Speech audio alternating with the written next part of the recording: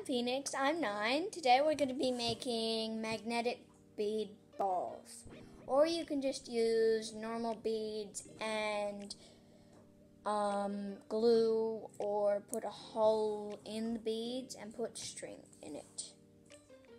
First we're going to need 12 beads, and we're going to take 2 off the end and use them later. Then we're going to split the 10 that we have left in half and curl them into a little circle.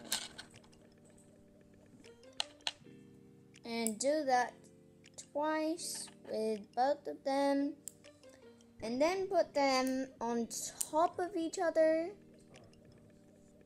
And so it looks almost like what I showed you before.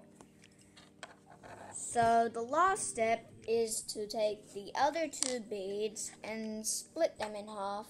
Put 1 on the gap on one side, then 1 on the other. And that's a full-formed magnetic bead ball. Or if you just have beads and glue or string, then that's what you have.